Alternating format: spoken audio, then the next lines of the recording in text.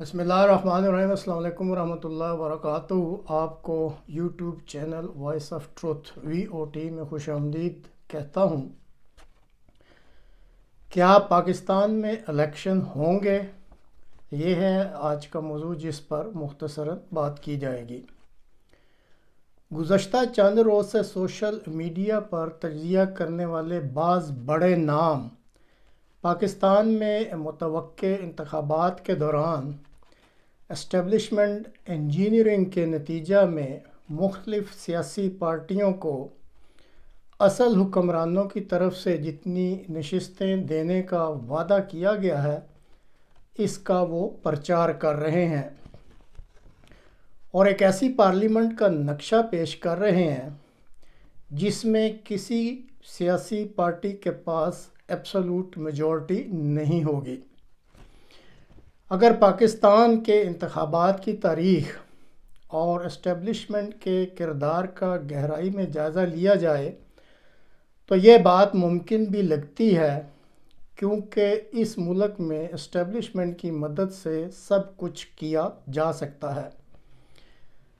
آج کے پروگرام میں مختصراً یہ جائزہ لینا مقصود ہے کہ کیا جو اس وقت موجودہ صورتحال ہے ملک کی، اس کے پیش نظر کیا پاکستان کی اسٹیبلشمنٹ اس ملک میں انتخابات کروانے کا رسک لے گی یا نہیں۔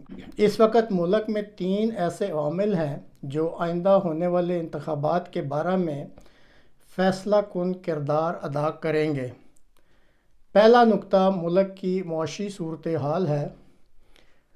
الیکشن کرانے کے لیے ملک کو 45 سے لے کر 47 ملین کی ضرورت ہوگی، جو کہ سال کے 2018 کے انتخابات کے اخراجات سے تقریباً 2 گنا رقم ہے۔ IMF کے جو تازہ اعداد و شمار ہیں ان کے مطابق پاکستان میں اس وقت زر مبادلہ کی مد میں صرف 3.430 بلین کی رقم موجود ہے۔ ڈیفالٹ سے بچنے کے لیے امریکی اشیرباد پر پاکستان کو ادھر ادھر سے کچھ مدد لے کر چلایا جا رہا ہے کہ وہ اپنے قرضوں کی قسطیں ادا کر سکے۔ اندرون ملک جو انکم جنریشن ہے وہ نہ ہونے کے برابر ہے۔ جو رقم وصول ہوگی وہ سول سرکار اور جو اصل حکمران ہیں ان کے مطالبات زر پورے کرنے کے لیے بھی ناکافی ہوگی۔ بظاہر الیکشن کی مد میں 47 ملین کی خطیر رقم حکومت کے لیے نکالنا ایک بہت ہی مشکل امر لگتا ہے، اس لیے انتخابات کو مؤخر بھی کیا جا سکتا ہے۔ دوسرا نقطہ جو انتخابات کے انعقاد میں اہم ہے وہ ملک میں اچانک بڑھتی ہوئی دہشت گردی کی سرگرمیاں ہیں۔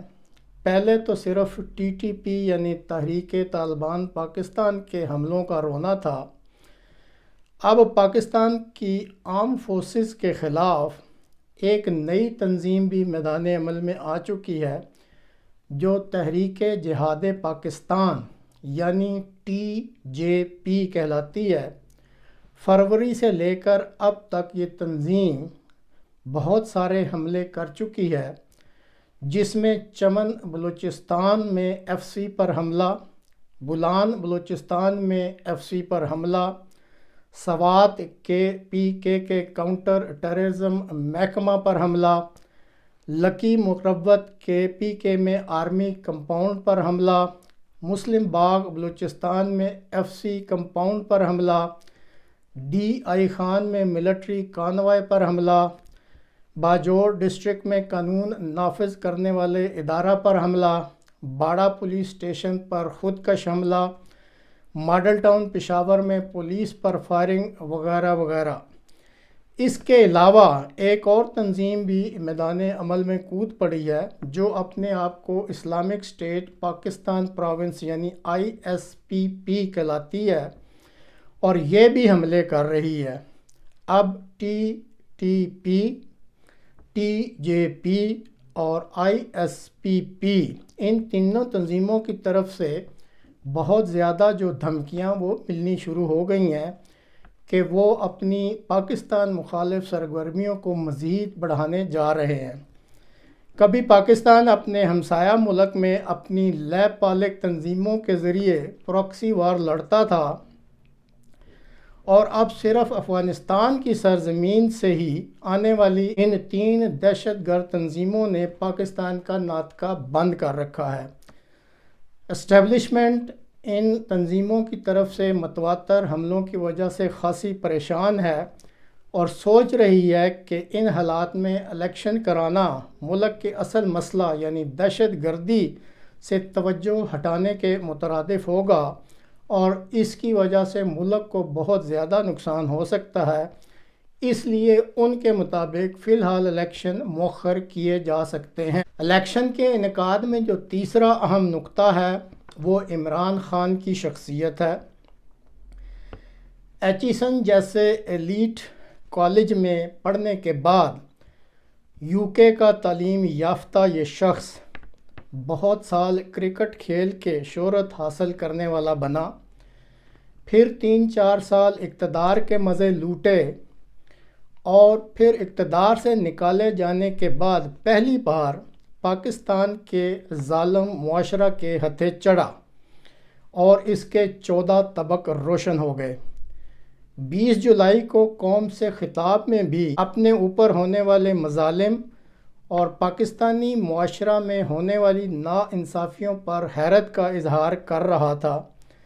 ساری عمر ایلیٹ کلاس میں گزارنے کے بعد پچھلے 16 ماہ میں عمران خان کو اندازہ ہوا کہ پاکستان کی اصل دنیا میں کیسے کیسے ظالم اور مظلوم طبقات ہیں۔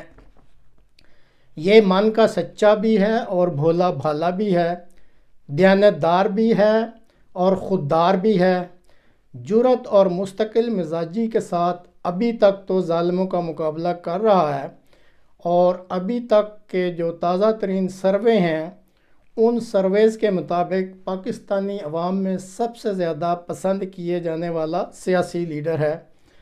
اسٹیبلشمنٹ کے ہر قسم کے ہتھ کنڈوں کے باوجود میدان سے بھاگ نہیں رہا، اور نہ ہی اس کی پسندیدگی کا گراف نیچے آ رہا ہے۔ اس صورتحال میں انتخابات اگر کرائے جاتے ہیں تو پاکستان کے اصل حکمرانوں کو یہ انتخابات سوٹ نہیں کرتے، لہٰذا وہ اس کو یعنی ان انتخابات کو ملتوی کرنا ہی بہتر سمجھتے ہیں۔ تو ناظرین، یہ تھا ایک چھوٹا سا تجزیہ۔ اب آپ خود اندازہ لگا لیں کہ کیا پاکستان میں انتخاب ہوں گے یا نہیں۔